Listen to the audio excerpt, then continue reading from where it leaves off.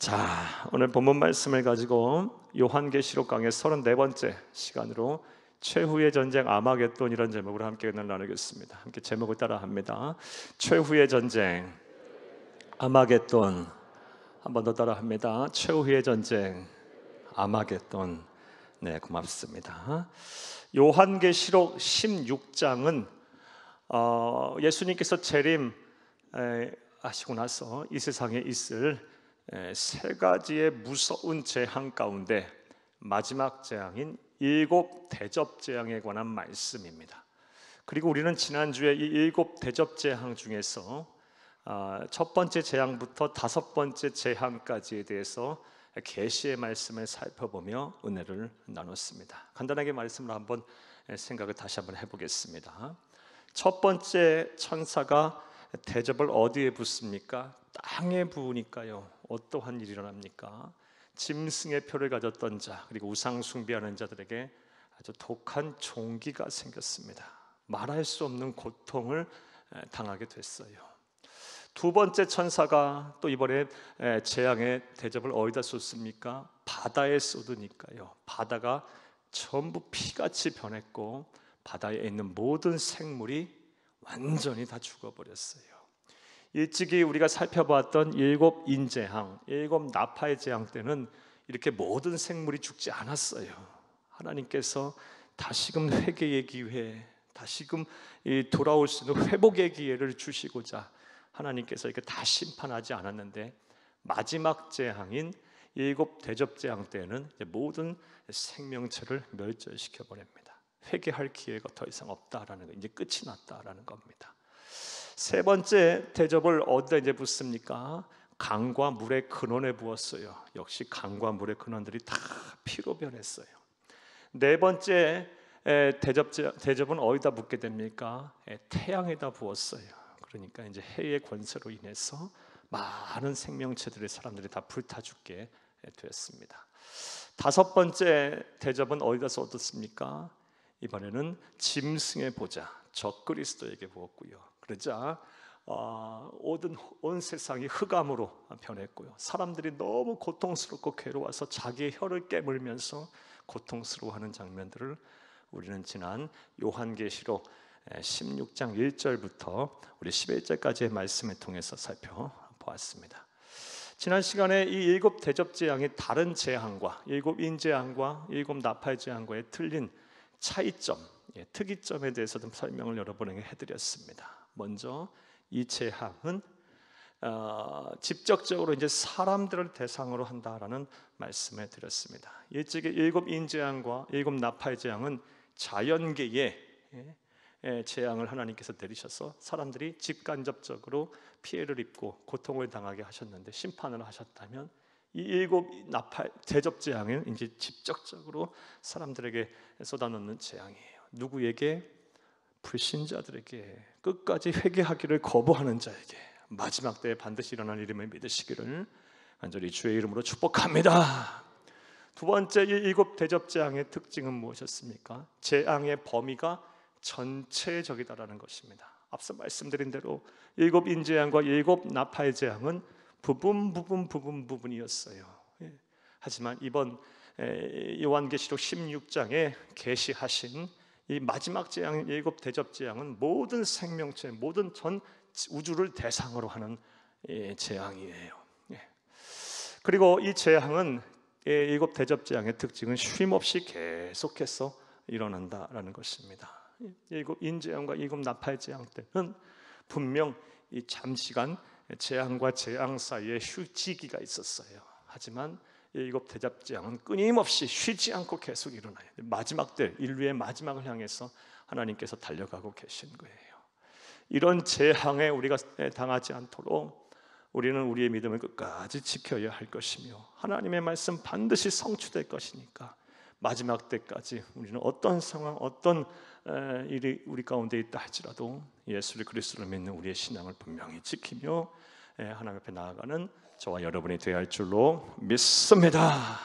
자, 이번에는 오늘의 강의를 하겠습니다.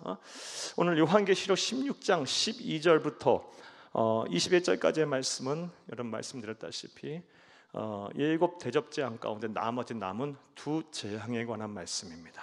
여섯 번째 대접 재앙 그리고 일곱 번째 대접 재앙에 관한 말씀입니다. 오늘도 한 절 한 절 읽어가면서 하나님의 말씀을 강해하겠습니다. 그 은혜의 시간이 되기를 간절히 바랍니다. 할렐루야. 먼저 오늘 본문의 구조적인 내용의 분류부터 좀 해드리겠습니다. 내용적으로 볼 때 오늘 본문 요한계시록 16장 12절부터 21절까지의 말씀은 크게 둘로 나눌 수가 있습니다. 말씀드렸다시피 여섯 번째 대접 재앙에 관한 말씀이 요한계시록 16장 12절부터 16절까지의 말씀이고요. 일곱 번째 대접 재앙에 관한 말씀이 요한계시록 17장부터 21장까지의 말씀입니다. 먼저 이제 요한계시록 16장 12절부터 16절까지의 내용, 여섯 번째 천사가 대접을 부을 때 어떠한 재앙이 이 세상에 임하는지에 대한 말씀을 살펴보겠습니다. 사랑하는 여러분, 12절을 함께 읽겠습니다. 또 여섯째 천사가 그 대접을 큰 강 유브라데에 쏟음에 강물이 말라서 동방에서 오는 왕들의 길이 예비되었더라. 아멘. 12절 말씀은 역시 상당히 상징적인 언어로 쓰여 있어요. 요한계시록의 특징은 여러 차례 말씀드렸다시피 묵시문학입니다. 계시문학이에요. 예언적인 말씀이에요. 그래서 이 말씀이 상당히 문학적으로 또 상징적으로 그림 언어로 쓰여 있어요. 그래서 우리가 이 구절 하나하나를 다 상징적인 영적인 의미로 해석을 잘 해야 합니다. 12절을 다시 한번 보여주세요. 12절을 함께 다시 보겠습니다. 12절을 보니까 여섯 번째 천사가 대접을 어디에다 쏘았습니까? 큰 강 유브라데. 유브라데는 유프라테스 강을 말하고요. 소돔에 강물이 말라서 동방에서 오는 왕들의 길이 예비되었더라라고 성경은 기록하고 있어요. 계시의 말씀이에요. 역시 12절 상징 언어로 쓰여 있어요. 예언적인 말씀이에요. 이거를 문자 그대로 해석하면 안 됩니다. 여섯 번째 천사가 유프라테스 강에 쏟았어요. 대접을요. 재앙의 대접, 하나님께서 허락하신 재앙의 대접을 유프라테스 강에 쏟았는데요. 유프라테스 강은 오늘날 어디에 지역에 있냐면 이란과 이라크를 관통해서 흐르는 강이에요. 여기에 쏟았다라고 해석을 하면 안 됩니다. 문자적으로만 해석하면 안 돼요. 그래서 여기에 재앙이 임했다라고 해석을 하면 안 돼요. 자, 유프라테스 강에다가 상징 언어로 되어 있습니다. 대접 재앙이 담긴 대접을 쏟으니까요. 어떤 일이 일어났어요? 유프라테스 강 같은 큰 강이 말라버렸어요. 그리고 동방으로부터는 왕들의 길이 열렸다라고 성경을 기록하고 있어요. 오늘날은 우리는 이 배경 지식이 없으면 이해가 안 되는데 1세기 이 요한계시록을 받은 성서 시대 사람들은 바로 이해가 됐을 거예요. 무슨 얘기냐? 유프라테스 강은 당시 로마 제국과 기독교인들이 살던 이 로마 제국과 그 로마 제국과의 라이벌 국가라고 할 수 있었던 파르티아라는 제국과의 사이의 경계선이었어요. 로마 제국은 지중해 연안을 완전히 장악한 패권 국가였지만 이 파르티아 제국, 오늘날 이란, 이라크 그 지역을 중심으로 중앙아시아를 석권하고 있던 이 파르티아 제국과 긴 전쟁을 치렀고요. 항상 이 유프라테스 강이 수위가 낮아질 때가 되면은 이 파르티아 제국에서 로마 제국이 무서워하던 그 기병들, 아주 잔인하기로 소문난 이 기병들이 침략을 해와가지고 로마 제국에 큰 피해를 입혔어요. 그러니까 1세기 성서시대 사람들은 이 요한계시록 16장 12절을 딱 받았을 때 바로 이해가 됐을 거예요. 어떠한 재앙이 임하게 되는지, 얼마나 무서운 일이 일어나는지.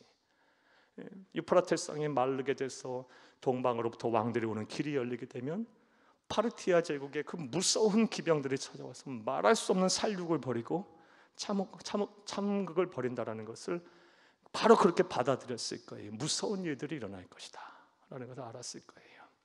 그러니까 이 요한계시록 16장 12절 여섯 번째 천사가 대접을 유프라테스 강에 쏟았고 정리하면 동방으로부터 길이 열렸다라는 것은 하나님으로부터는 무서운 심판과 진노가 이제 곧 임할 것이다라는 것을 예언한 말씀임을 믿으시기를 간절히 주의 이름으로 축복합니다. 이 말씀은 고지고대로 그대로 문자적으로 해석해서 전 이라크 지역의 동방에 유프라테스 강에 재앙이 임한다라고 해석하는 것은 과도한 해석이고 편협한 해석이에요. 이 해석은 곧 무서운 하나님의 진노와 심판이 임할 것이다 라는 예언적인 말씀입니다. 자, 이렇게 하나님의 무서운 심판과 진노가 곧 임할 징조가 보이자 이런 상황 속에서 사탄과 그의 추종하는 세력들은 어떠한 일들을 벌일까요? 13절, 14절의 내용입니다. 우리 13, 14절을 함께 읽겠습니다. 또 내가 범에 개구리 같은 새 더러운 영이 용의 입과 짐승의 입과 거짓 선지자 입에서 나오니 그들은 귀신의 영이라 이적을 행하여 온 천하 왕들에게 가서 하나님 곧 전능하신 이의 큰 날에 있을 전쟁을 위하여 그들을 모으더라. 아멘. 가만히 놔둬 보세요. 역시 13, 14절 상당히 해석이 많이 필요한 상징적인 말씀이에요. 또 내가 봄에 환상으로 보았어요. 개구리 같은 새 더러운 영이 용의 입과 짐승의 입과 거짓 선지자의 입에서 나왔다. 여러분, 우리가 요한계시록을 그동안 많이 공부를 해서 이제 바로 알게 될 거예요. 여러분, 여기서 말하는 새 더러운 영은 누구를 말할까요? 사탄과 그리고 적그리스도와 누구? 거짓 선지자들을 말해요. 그들이 개구리같이 아주 성경에선 개구리를요 아주 혐오스러운 그리고 더럽고 불결한 짐승으로 항상 표현을 해요. 12, 13, 14절 다음에 놔둬보세요. 13, 14절 보여주세요. 새 더러운 영이 용의 입과 짐승의 입과 거짓 선지자 입에서 나왔다. 그러니까 사탄과 적그리스도와 누굽니까? 거짓 선지자가 이런 여섯 번째 대접을 붙자 그리고 하나님의 무서운 진노와 심판이 임할 징조가 이제 보이자 그들이 무슨 일을 벌입니까? 14절에 보면 함께 읽겠습니다. 그들은 귀신의 영이라 이적을 행하여 온 천하 왕들에게 가서 하나님 곧 전능하신 이의 큰 날에 있을 전쟁을 위하여 그들을 모으더라. 아멘. 사탄과 적그리스도와 그에 추종하는 거짓 선지자들이 누구에게 가요? 온 천하의 왕들에게 갑니다. 그러니까 이 세상에 존재하는 수많은 정치가들 그리고 정치 권력들에게 가서 어떤 일을 행하여 수많은 이적들을 행해요. 그래서 선동을 합니다. 선동을 해서 하나님 곧 전능하신 이의 큰 날에 있을 전쟁을 위하여 그들을 모아요. 그들의 마음을 빼앗고 그들의 마음을 현혹시켜서 하나님을 대적하게 만들고 반기독교적인 문화와 가치관을 심고요, 그런 이데올로기 속에 빠지게 만들어요. 이념 전쟁을 일으켜요. 그래서 하나님으로부터 멀어지게 만들고, 그래서 수많은 나라들 그리고 정치인들 그리고 정부가 권력들이 마음을 하나 더 모아서 하나님을 대적하는 인류 최후의 전쟁을 벌일 준비를 합니다. 그 전쟁이 바로 어디에서 벌어지느냐? 16절을 함께 읽겠습니다. 16절 새 영이 히브리어로 아마겟돈이라 하는 곳으로 왕들을 모으더라. 우리가 흔히 말하는 아마겟돈 전쟁, 아마겟돈이라는 지역으로 이 여섯 번째 대접을 재앙에 붙자 하나님의 무서운 진노와 심판이 이르는 것을 알아채고 이 사탄과 적그리스도와 그리고 거짓 선지자들이 정치와 권력을 가진 사람들을 현혹해서 미혹해서 마음을 하나로 모아서 선동해서 아마겟돈이라는 곳으로 모아서 전쟁을 준비하고 하나님을 대적하는 일을 행하게 됩니다. 사랑하는 여러분, 아마겟돈에 대한 내용은 조금 이따 다시 설명을 하고요, 우리가 이러한 사탄과 그리고 적그리스도와 거짓 선지자들의 행하는 그런 모습들을 보면서 다 함과 같은 영적인 교훈과 또 우리가 좀 경계해야 될 내용이 있어 여러분의 먼저 설명을 드리겠습니다. 세상이 말세로 치달으면 치달을수록, 예수님의 재림이 가까우면 가까울수록 반기독교적인 문화와 반기독교적인 그런 정치와 그런 정치자가들과 그런 권력들이 이 세상에 많이 이제 득세하고 더 존재하게 된다라는 거예요. 성경은 계속해서 그 얘기를 하고 있어요. 하나님의 때가 가까우면 가까울수록 세상이 점점 하나님을 대적하는 사람들이 많아질 거예요. 그리고 반기독교적인 그런 성향을 가진 정치인들과 또 세상의 권력을 가진 사람들이 하나님의 교회를 핍박할 것이고 죄 묻는 성도들을 미혹하게 할 것이며 또 굴복하게 할 거예요. 우리가 이것을 분명히 알아야 돼요. 그리고 오늘 우리 본문 읽은 우리 16장 말씀에서도 물론 이 16장 말씀에서는 이 일곱 대접재앙이 임할 때는 우리 예수를 그리스도 믿는 성도들은 이미 그대로 들림을 받은 휴거를 통해서 들림을 받거나 아니면 우리 예수님 오시기 전에 이 세상에 떠난 성도들은 우리 육신은 흙으로 돌아가고 우리의 영혼은 하나님 나라에 가 있다가 우리 예수님께서 공중에 재림하셨을 때 영과 영이 완전히 부활한 영성체로 어린이 혼인잔치에 참여하게 될 거예요.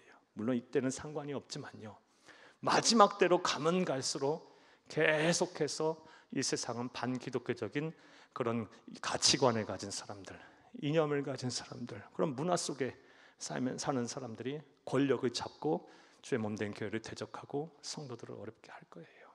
점점 우리가 그렇게 가고 있죠. 가고 있어요. 세상이 그렇게 가고 있어요. 이러한 때 우리 그리스도인들은 어떠한 자세를 취해야 할까요? 이 세상 권력 앞에 어떠한 생각을 갖고 살아야 할까요? 사랑하는 여러분, 세상이 그렇게 변하는 데는 또 우리 또한 책임도 있어요.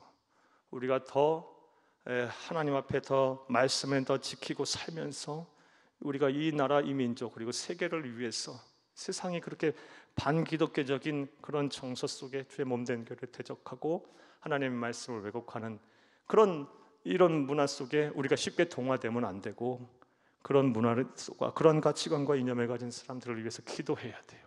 그리고 빨리 그들의 마음이 돌아오도록, 그것이 멸망의 길이고 하나님부터 진노와 심판을 받는 길임을 우리는 너무 잘 알고 있어요. 그들을 위해서 기도해야 할 것이고, 이 세상에 하나님을 경외하는 수많은 지도자들이 많이 이 세상에 나오도록 우리가 기도하고 또 우리가 그런 사람이 되도록 노력해야 할 줄로 믿습니다. 믿어요. 말씀을 준비하면 그런 기도를 하고 왔어요. 우리 나라와 우리 민족에도 하나님을 잘 경외하는 그런 아주 경건하고 아주 순결한 요셉과 같은 지도자들이 좀 많이 나왔으면 좋겠다라는 생각을 했어요. 세상이 요즘 돌아가는 걸 보면 뭐 여야를 떠나서요, 거짓이 난무하고요, 그리고 사랑이 너무 식어서요, 막 자신의 목적을 이루기 위해서 불법과 불의를 아무렇지도 않게 행하고요, 결과만 이루면 된다고 모든 과정들은 다 무시해버리고요, 절차와 과정을 무시하는 일이 너무 흔히 많이 일어나고 있어요. 나와 다른 생각을 갖고 있는 사람들은 무조건 적으로 내몰고요. 지금 세상이 다 그렇게 자꾸 변화가고 있어요. 막 자신의 목적을 이루기 위해서 전쟁을 서슴지 않고 일으키는 지도자도 있고요. 사랑하는 여러분, 우리나라 우리 민족에게, 아니 전 세계에 요셉과 같이 순결한 그리고 경건한 그리고 아주 정의로운 그런 하나님을 잘 경외하는 지도자들이 많이 이 세상에 나오기를 우리가 그리스도인들은 기도해야 할 줄로 믿습니다. 또 다니엘 같이요, 아주 하나님으로부터 영감과 지혜를 받은 지도자들도 많이 나왔으면 좋겠어요. 그래서 나라와 민족을 잘 경영하고 또 이 땅의 진정한 평화를 이루는 그런 아주 하나님으로부터 지혜를 받은 그리고 하나님께 기도할 줄 아는 이 다니엘 같은 지도자들 많이 나왔으면 좋겠고, 또 에스더 같이요, 때로는 죽으면 죽으리라 하면서 자기가 책임을 지는, 자기가 모든 책임을 지고 나라와 민족을 위해서 헌신하는 그런 정말 진실한 책임감 있는 그런 지도자도 많이 나왔으면 좋겠어요. 우리 그리스도인들이 가운데 그런 지도자들이 많이 세워지기를 바라고 또 기도해야 할 것이며, 우리의 자녀들과 후손들이 그렇게 되기를 기도해야 할 것이고, 또 우리가 잘 신앙적으로 교육하며 이끌어야 할 줄로 믿습니다. 우리나라와 민족 우리가 기도하고 하나님께 바라고 원하면 반드시 그렇게 우리 그런 지도자들을 세워주실 줄로 믿습니다. 말세가 가면 갈수록 우리가 성경을 보아서 알듯이 반기독교적인 그런 정치 세력들이 막 득세를 해서요, 주의 몸된 교회를 막 대적하고요, 하나님이 없다고 하고요, 하나님의 말씀을 불신하고 성도들을 미혹하고요, 살아갈 수 없게 만들어버리고요, 그렇게 세상을 변화시켜가는 것을 보게 돼요. 그리고 오늘 우리가 읽은 말씀 속에서도 얼마나 이 사탄과 그리고 적그리스도와 그리고 또 주종세력들인 거짓 선지자들이 이 이적들을 행해서 세상의 왕들, 정치인들, 그다음에 정권들을 현혹해서 하나님을 대적하는 인류 최후의 전쟁을 벌일 그런 모의를 하고 있는 것을 우리가 보게 돼요. 자, 그런 우리가 영적인 교훈을 얻을 수 있고요. 이제 인류 최후의 전쟁이 일어날 아마겟돈이라는 것이 어디를 설명하는 건지 말씀을 한번 드려볼게요. 이 아마겟돈이라는 최후의 전쟁, 최후의 전쟁에 있을 아마겟돈에 대한 여러분에 대해서는 여러분이 뭐 영화를 통해서나 아니면 뭐 소설을 통해서나 많이 들어보셨을 거예요. 아마겟돈이라는 말은요. 그만큼 많은 사람들의 입에 오르내리는 호기심의 대상이 되는 하나님의 말씀의 일부예요. 하나님을 대적하는 사탄과 적그리스도와 그리고 거짓 선자들이 이 세상에 있는 왕들을 현혹시켜서 선동해서 하나님을 대적하는 인류의 최후의 전쟁을 일으키는 아마겟돈이 어디냐? 그냥 문자적으로만 해석을 해드리면요, 아는 산을 말해요. 히브리어로 아는. 마겟돈은요 무깃도를 말해요. 무깃도. 그러니까 무깃도 산을 말합니다. 무깃도 산. 이 무깃도라는 산은요, 성경 구약 성경을 보면 샤론 평야와 이스르엘이라는 골짜기 사이에 위치한 곳이. 제가 일부러 지도를 안 보여드리려고 하는 이유는요, 이 지도를 보여드리면 여기서 전쟁이 일어날 줄 알고 이렇게 생각하는 사실까봐 내가 지도를 일부러 안 보여드려요. 무깃도 산이라는 구약 성경에서 나오는 지명에 대한 말씀이에요. 이 무깃도 산을 왜 그러면 언급했을까? 사랑하는 여러분, 구약 성경 말씀을 보면 이스라엘 골짜기와 샤론 평화라는 지역에서는 끊임없이 전쟁이 일어났어요. 전쟁이 셀 수도 없이 많이 일어났어요. 그곳에 이제 무깃도라는 평원이 있고요, 무깃도가 일하는 지역이 위치해 있어요. 그곳에 인류의 최후의 전쟁이 일어날 사람들이 모인다라고 성경은 기록이 되어 있는데, 이것 또한 문자 그대로 해석을 하면 안 되고요. 실제로 그런 사람들이 많이 있었어요. 그래서 지금도 많이 존재하고요. 인류의 최후의 전쟁 아마겟돈 전쟁은 이스라엘 한가운데 샤론 평야 그리고 이스라엘 골짜기 있는 무깃도에서 일어날 것이다 라고 문자 그대로 해석을 하는 사람들이 있어요. 그래서 한때 1960년 70년대 중동 전쟁이 일어났을 때 마지막 최후 전쟁이 아마겟돈이 일어났다라고 막 성도들을 미혹했던 그런 사람들도 많이 있었어요. 물론 무깃도에서 하나님께서 인류의 최후의 전쟁을 일으키실 수도 있어요. 하지만 그걸 고지그대로 문자 그대로 해석하지 말고요. 이 무깃도 산 아마겟돈이라는 지역은 어떠한 특정 지역을 말하는 것이 아니라 마지막 때가 되면요, 사탄과 적그리스도와 그리고 거짓 선지자들이 세상에 있는 모든 왕들, 수많은 정치가들, 정치인, 정권들을 현혹해서 전쟁을 벌이는 그런 어느 장소를 말한다고 생각하시면 되겠어요. 오늘날 전쟁은요, 한 지역에서 일어난다고 해서 거기서 끝나지 않아요. 앞으로 일어날 전쟁은, 마지막 전쟁은 특히 어느 한 지역에서 일어난다고 우리가 안전하다, 평안하다 이야기할 수 없어요. 마지막 일어날 전쟁은 그 전쟁이 일어나게 되면 모든 인류가 다 피해를 보는 거예요. 모든 인류가 다 죽는 겁니다.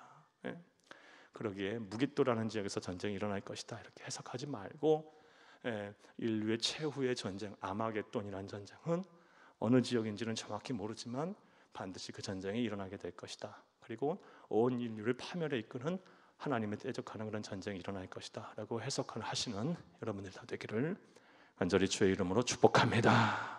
언제 이것이 일어나냐? 7 대접 재앙 가운데 6번째 대접을 하나님께서 천사를 통해서 붙자 이제 무서운 심판과 진노가 임할 것을 이제 사탄 마귀가 알아채요. 그리고 이제 사탄 마귀가 적그리스도와 그리고 거짓 선자들 동원해서 수많은 정치관들과 그리고 정권들을 미혹시켜서 선동해서 하나님을 대적하는 마지막 전쟁을 일으킵니다. 이 전쟁에 대한 결과는요, 이제 17장 이후부터 이제 쫙 나와요. 차차 말씀을 드리는데 결론적으로 말씀드리면 하나님이신 예수님께서 공중에 재림하셨던 그 예수님께서 지상 재림을 하시면서 일시에 제압을 해버리십니다. 제압을 해버리세요. 그것에 대한 말씀 15절 말씀 예언된 말씀인데 함께 보겠습니다. 15절 함께 읽겠습니다. 보라 내가 도둑같이 오리니 누구든지 깨어 자기 옷을 지켜 벌거벗고 다니지 아니하며 자기의 부끄러움을 보이지 않은 자는 복이 있도다. 아멘. 이 말씀이 왜 15절에 갑자기 싹 들어왔냐? 예수님께서 이때가 되면 도적같이 임하셔서 어떻게 하신다는 겁니까? 천군 천사와 더불어서 아마겟돈 전쟁을 정리해버리고 심판하시게 되실 거예요. 그리고 이후에 이제 일어날 일들에 대한 이야기들은 요한계시록 17장 이후부터 이제 전해지는 말씀입니다. 계시된 말씀입니다. 자, 이해되셨습니까? 이 정도까지만 여러분이 이해하시면 좋겠어요. 아마겟돈에 대한 이야기는요, 수많은 사람들이 입에 오르내리고 머릿속에 휘저대고 그리고 호기심에 대한 호기심이 많이 발동하는 그런 개념들이고 말씀이에요. 분명한 사실은 마지막 때가 되면 반드시 일어나게 될 것이다. 언제? 7 대접재앙 가운데 6번째 재앙이 일어날 때.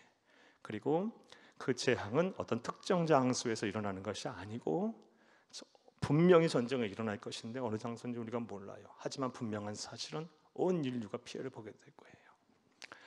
자, 6번째 나팔재앙, 6번째 대접재앙은 그러했고요. 이제 7번째 마지막 대접재앙에 대한 말씀을 강해를 하겠습니다. 17절부터 21절까지의 내용입니다. 먼저 17절을 함께 읽겠습니다. 7째 천사가 그 대접을 공중에 쏟음에 큰 음성이 성전에서 보좌로부터 나서 이르되 되었다 하시니 하면 17절도 가만히 놔둬보세요. 제가 내리라고 할 때 내리세요. 7번째 천사가 그 대접을 이번에 어디에 쏟습니까? 공중에 쏟아요. 이게 또 중요해요. 공중에 쏟아요. 사랑하는 여러분, 에베소서 2장 2절 말씀에 보면 사탄 마귀가 어디에서 권세를 잡고 있다? 공중에서 권세를 잡고 있다 그래요. 그러니까 이 17절 말씀에 7번째 대접재앙 가운데 마지막 7번째 대접재앙은 어디를 집중적으로 하나님께서 표적을 삼고 계신 거예요? 사탄 마귀에게 향하고 계신 말씀이에요. 물론 그와 추종하는 모든 세력들은 함께 심판을 받게 될 거예요. 7째 천사가 그 대접을 공중에 쏟았어요. 그러자 큰 음성이 하늘 성전에서 보좌로부터 나서 이르되 되었다, 되었다. It is done. 끝났다라는 거예요. 모든 게 종결됐다. 끝났다라는 거예요. 이 말씀 어디서 들어본 것 같죠? 요한복음 19장 30절 말씀에 보면 우리 주님께서 십자가에 매달리셨을 때 남기신 7가지의 말씀 가운데 6번째 말씀이 뭐예요? 다 이루었다. 헬라어로 테텔레스타이. 다 이루었다. 예수님께서 십자가에서 매달려 돌아가시면서 남기신 6번째 말씀 다 이루었다. 십자가에서 운명하시면서 내가 온 인류를 구원할 사명을 감당 다 했다. 내가 죽음으로 모든 인류가 져야 할 사망이라는 벌을 내가 대신 받았다. 모든 죄에 대한 벌을 대한 값을 다 치렀다. 다 이루었다. 이 말씀이에요. 끝났다라는 거예요. 이 말씀처럼 하늘 보좌에서 7번째 대접이 공중에 쏟아지니까요, 다 되었다라고 음성이 들려왔어요. 역시 상징적인 의미가 있겠죠. 2가지의 상징적인 의미가 있어요. 이제 첫 번째 의미는요, 7번째 대접재앙으로 인해서 이 세상엔 더 이상 재앙은 없다라는 것이에요. 재앙의 종결을 의미해요. 이제 끝이 나요. 재앙이. 그리고 또 하나의 상징적인 의미, 다 되었다라는 의미는요, 사탄 마귀의 권세는 끝났다라는 거예요. 이제 이 재앙으로 말미암아 끝났다. 2가지의 상징적인 의미가 있습니다. 자, 이해되셨죠? 자, 요한계시록 17장 이제 이 재앙이 어떠한 재앙 후에 이제 어떠한 일들이 일어나는지에 대한 말씀을 보겠습니다. 16장 18절부터 21절을 함께 읽겠습니다. 번개와 음성들과 우레소리가 있고 또 큰 지진이 있어 얼마나 큰지 사람의 땅에 있어 온 이래로 이같이 큰 지진이 없었더라. 가만히 놔둬보세요. 사랑하는 여러분, 이 7번째 대접재앙이 공중에 쏟아지니까 번개와 음성들과 우레소리가 있고 이것은 이제 사도 요한이 반모섬에서 계시의 말씀 환상으로 본 거예요. 또 큰 지진도 있어요. 얼마나 큰지 사람의 땅에 온 이래로 이 같은 큰 지진이 없었더라. 이가 온 세상이 이제 끝나는 거예요. 19절도 있겠습니다. 큰 성이 세 갈래로 갈라지고 만국의 성들도 무너지니 큰 성 바벨론이 하나님 앞에 기억되신 바 되어 그의 맹렬한 진노의 포도주 잔을 받으매. 아멘. 성경은 당시 사람들의 이 성경을 처음 기록한 사람의 눈을 통해서 당시 세계관 속에서 기록된 말씀이에요. 그러니까 당시 사람들이 이 성경을 처음 받은 1차 수신자들이 이해가 되는 사회 문화 속에서 하나님께서 기록한 말씀이에요. 당시 세계관은요, 성들이 있고, 그렇죠? 1세기 시대는요. 그리고 큰 성 바벨론이라는 것이 의미하는 바도 있을 것이고, 막 그런 세계관 속에서 하나님께서 이 사도 요한을 통해서 그의 이성을 가지고 성령께서 감동시켜서 그 말씀을 기록해 남겨주신 거예요. 그런데 그 말씀이 하나님의 말씀인 이유는 온 세계, 그리고 온 시대, 그리고 모든 인류, 문화와 인류와 역사를 초월해서 모든 사람들에게 보편적으로 적용이 된다는 것을 하나님의 말씀임에 수가 있다는 거죠. 그러니까 우리가 이제 이 18절 말씀, 19절 말씀을 읽었는데 당시 세계관 속에서 보이는 그 인류 멸망에 대한 예언의 말씀을 환상으로 계시하신 거예요. 큰 번개가 있고요, 막 음성이 들리고 우레소리가 들리고 막 지진이 나고요, 그리고 막 성들이 막 세 갈래로 갈라지고요, 그리고 무엇보다 큰 성 바벨론이 하나님 앞에 기억하신 바 되어 맹렬한 포 앞에 하나님의 진노의 포도잔을 받게 돼요. 망한다는 거죠. 망해요. 자, 그렇다면 여기서 말하는 바벨론은 어디를 말할까요? 1세기 사람들에게 있어서, 1세기 이 성도들에게 있어서 바벨론은 로마 제국을 말하겠죠. 그리고 그보다 일찍이 출애굽한 백성들에게 있어서는 바벨론은 어디를 말하겠어요? 이집트를 말하겠죠.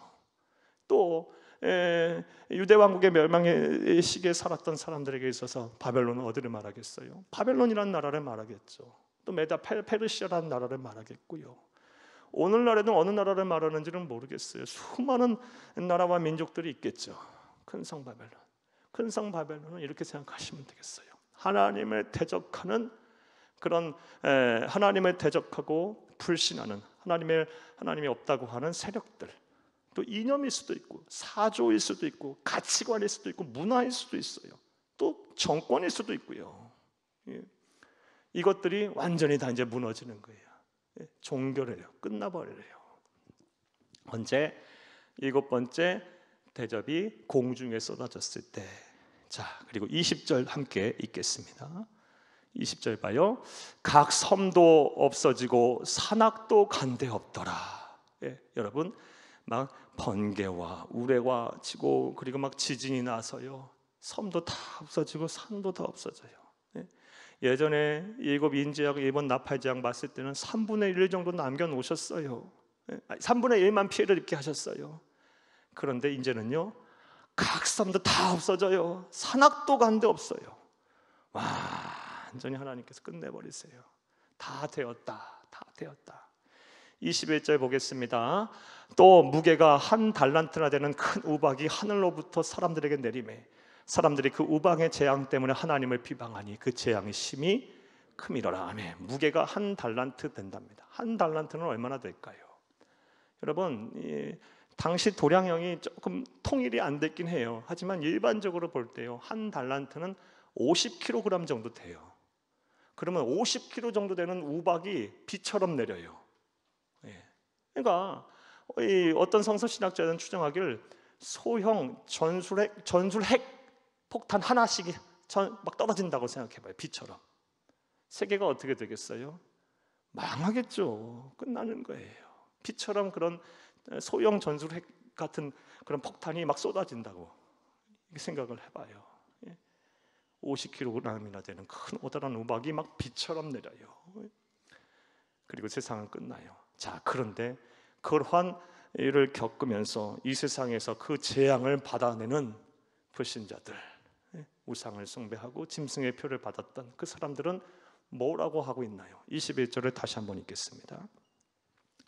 또 무게가 한 달란트나 되는 큰 우박이 하늘로부터 사람들에게 내림에 사람들이 그 우박의 재앙 때문에 하나님을 비방하니 그 재앙의 심히 큼이로라. 어떠한 반응을 보입니까?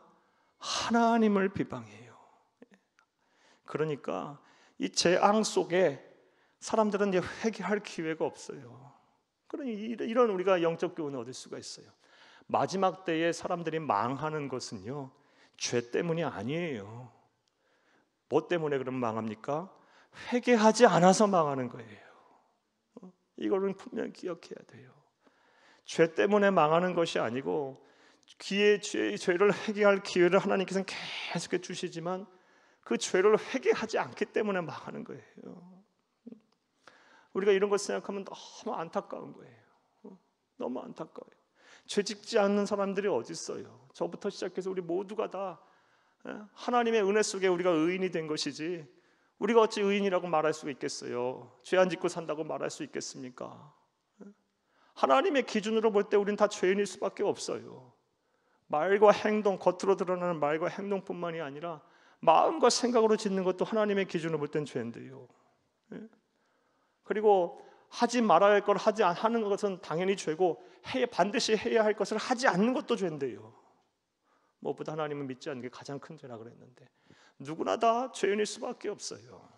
하지만 우리는 예수 그리스도의 보혈의 공로로 하나님의 은혜로 말미암아 우리가 의인이 된 것뿐이지, 공의로우신 하나님, 그 심판해 주신 하나님께서 우리를 의인이라고 예방적으로 선언하셔서 의인이 된 것이지, 우리는 죄인일 수밖에 없어요.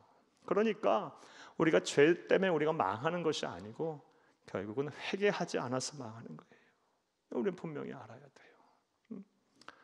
사람들이 21절 말씀에 그 재앙을 받아내면서도 하나님을 비방한답니다.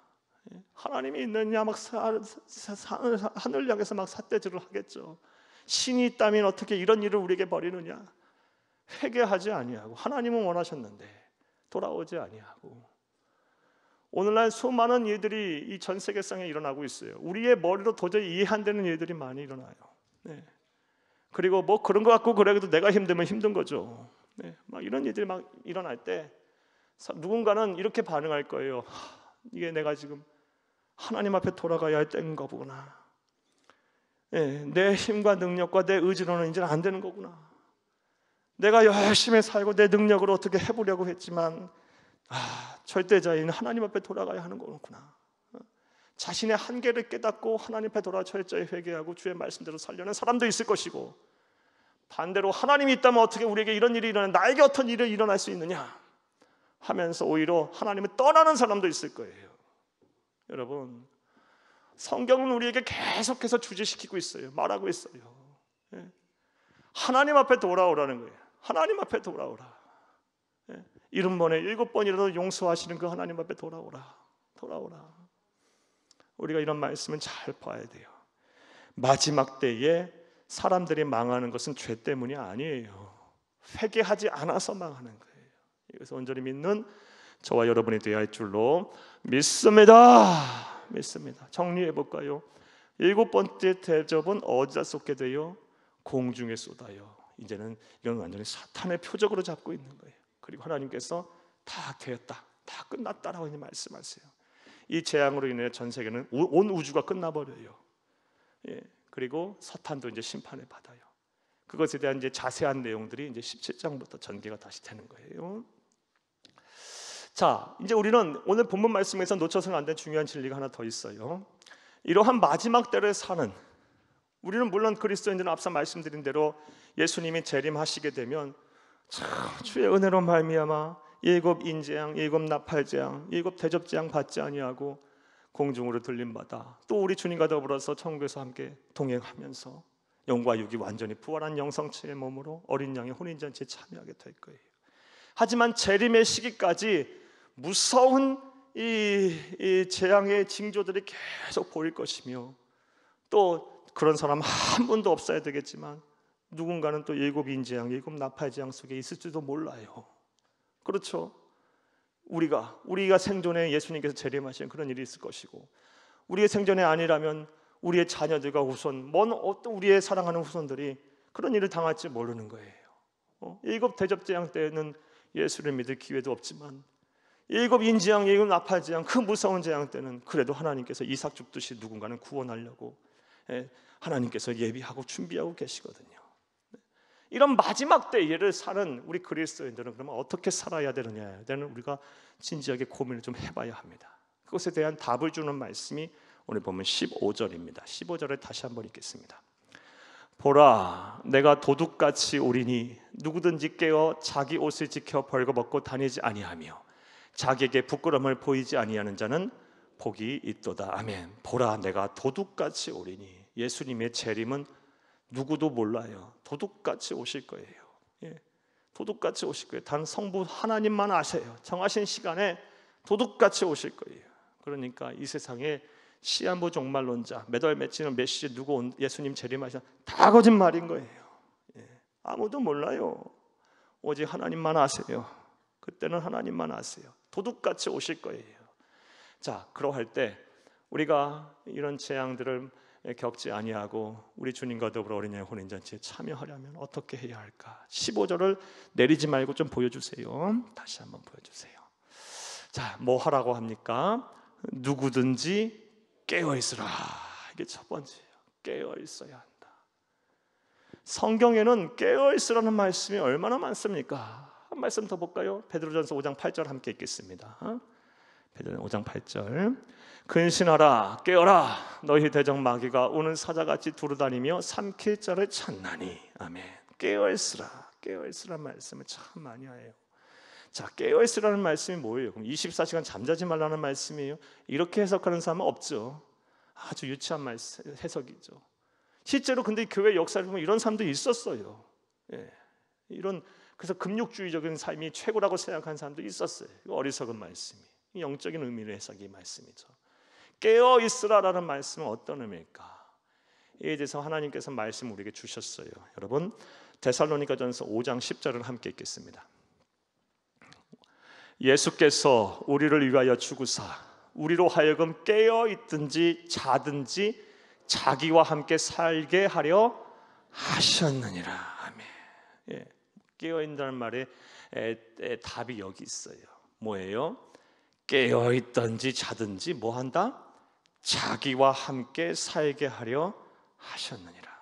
여러분, 우리가 깨어 있는다는 말의 의미는요, 예수님과 뭐 하는 거예요? 동행하는 거예요.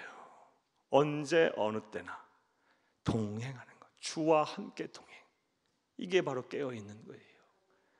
여러분, 예수와 동행하는 삶이 바로 깨어 있는 거예요. 이게 깨어 있는 거예요. 이 예수와 동행하는 방법은 여러 가지가 있죠. 어떤 거 있어요? 우리의 삶에 예배를 중심으로 두고 예배를 우리의 이 삶의 이 스케줄에 딱 중심에 두는 거예요. 그리고 예배를 생명같이 귀하게 여기면서 예배를 준비하는 삶, 예배를 드리고 나서 또 은혜를 유지하는 삶, 또 다른 은혜를 사모하는 삶, 이것도 깨어 있는 거죠. 주와 동행하는 거죠. 또 좀 더 개인적으로 들어가 볼까요? 내가 하는 수많은 선택과 결정에 내 욕심, 내 의지, 내 정욕에 따라 선택하고 결정하는 것이 아니고 예수님이라면 어떻게 하셨을까?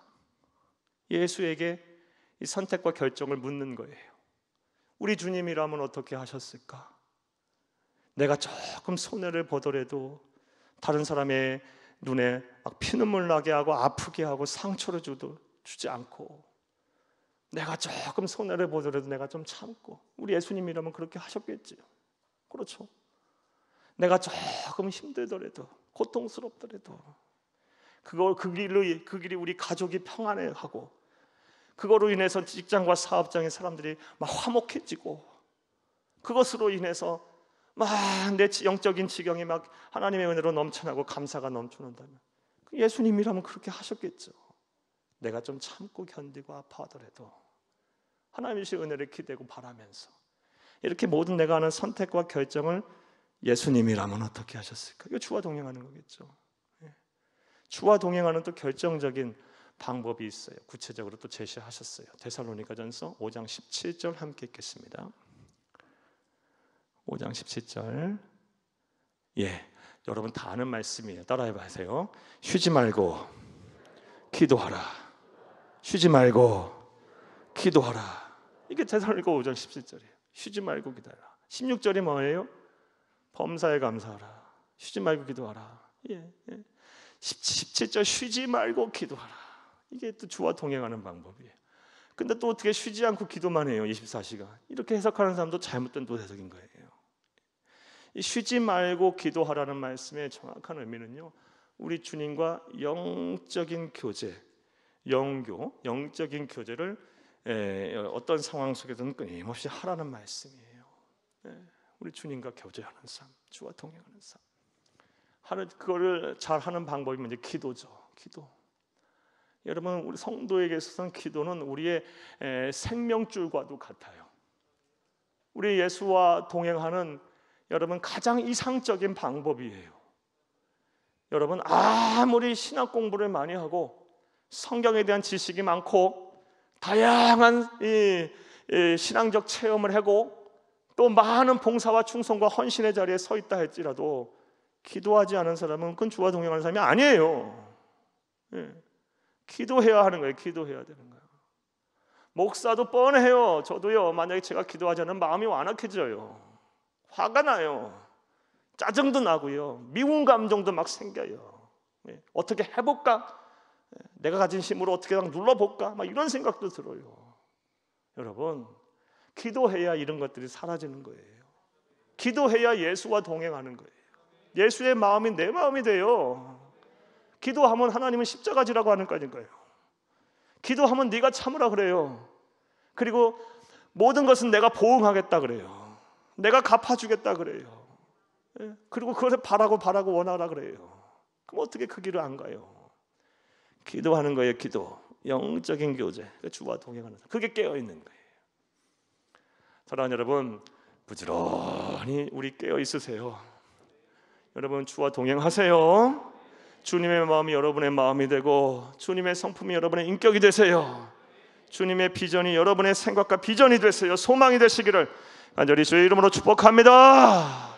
온 인류 구원이라는 우리 예수님의 원대한 계획의 꿈이 우리의 꿈과 우리의 인생의 목표가 되어야 돼요.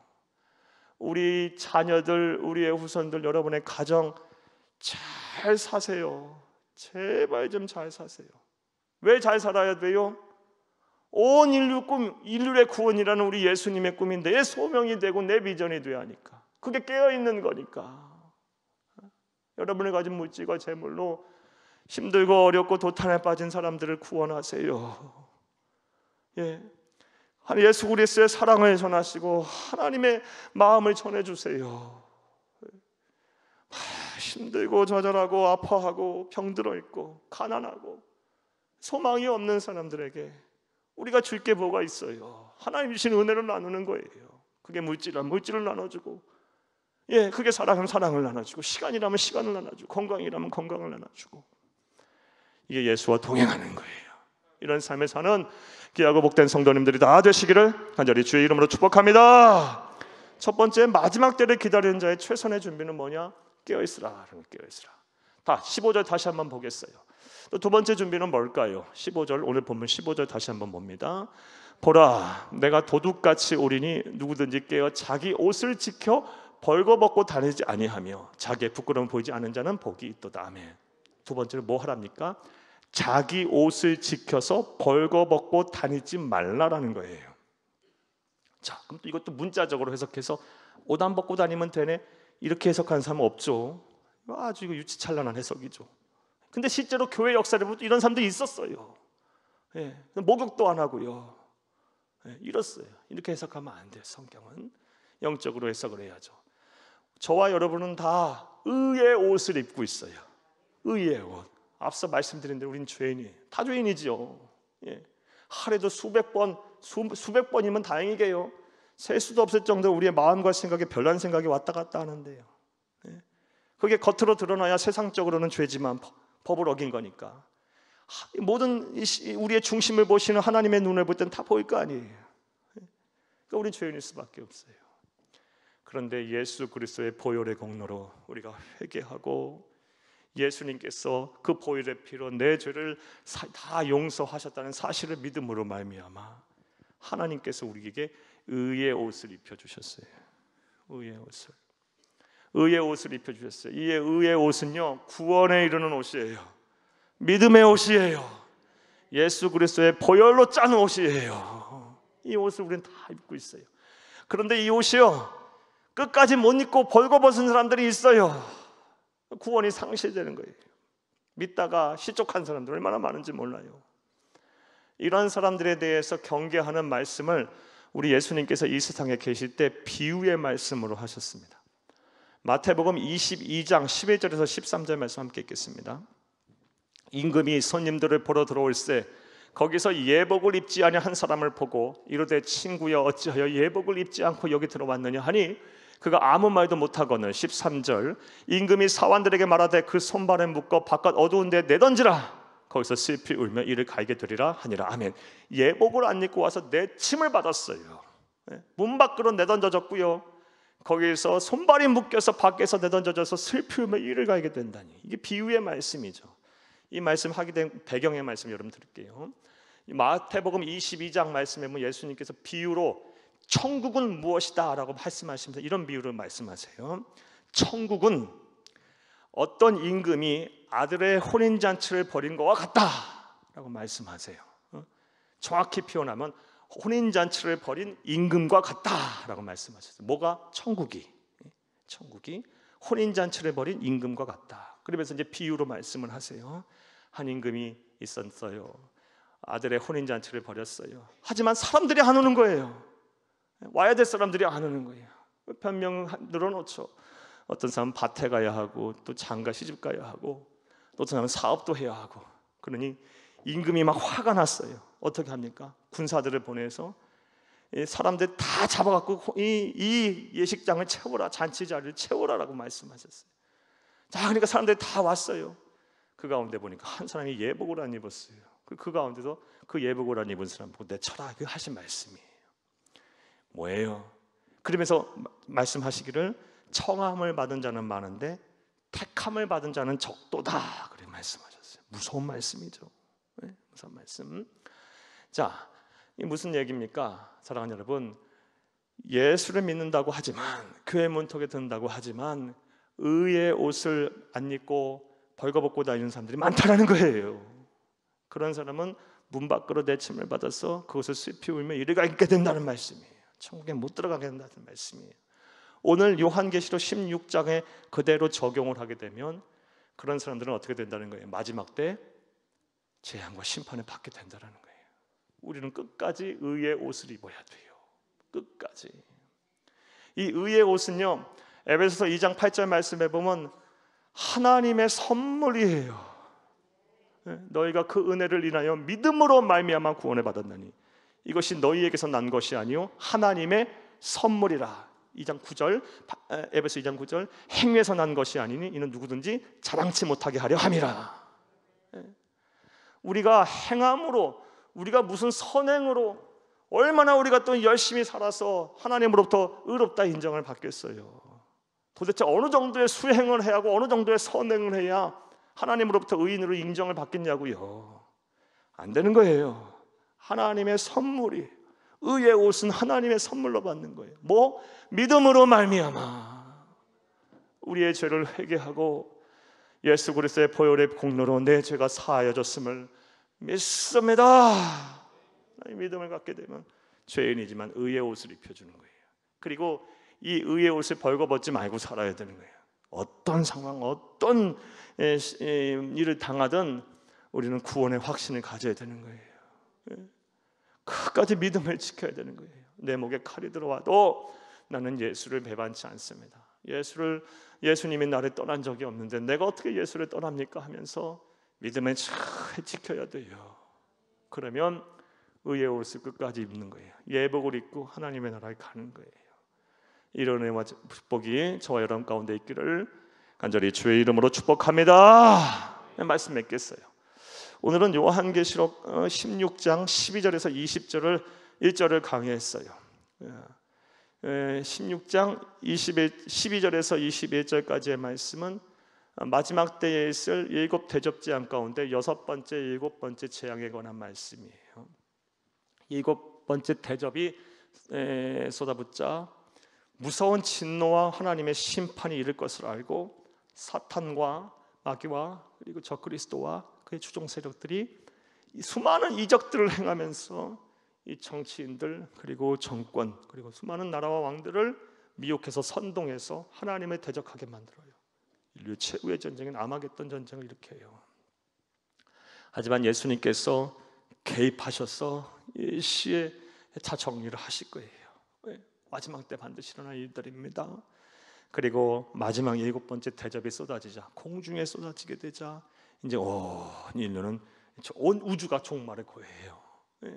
사탄 마귀의 권세가 완전히 더 이상 일어날 수 없을 정도로 회복이 안 될 정도로 완전히 무력화되고 그리고 이 세상의 모든 생명체들이 다 사라지게 될 거예요. 하지만 그런 가운데서 그런 일을 겪으면서도 사람들은 하나님을 비방해요. 죄를 져서가 망하는 게 아니라 회개치 않아서 망해요. 이런 사람들 생각하면 얼마나 안타깝습니까? 우리 주변에도요 회개하지 않는 사람들이 너무 많아요. 어떻게 그럴까? 하나님 앞에 돌아와야 할 텐데 회개치 않아서 망하는 사람들이 너무 많아요. 포기할 수 없죠. 너희가 선을 행하되 낙심하지 말지니 포기하지 않으면 때가 이름에 거둔다고 갈라디아서 6장 9절에 말씀하셨으니까 포기하지 말고 예수님이 포기하지 않았으니까 우리도 포기하면 안 되는 거예요. 열심히 그들의 구원을 위해서 더 사랑하고 더 기도하고 더 열심히 전도하세요. 그리고 무엇보다 예수님 도둑같이 임하실 터이니 우리는 우리를 늘 깨어 있어야 돼요. 주와 동행하는 삶을 살고 우리의 의의 옷을 끝까지 잘 지키며 입는 귀하고 복된 성도님 다 되시기를 간절히 주의 이름으로 축복합니다. 축복합니다. 축복합니다. 들으신 말씀 생각하시면서 우리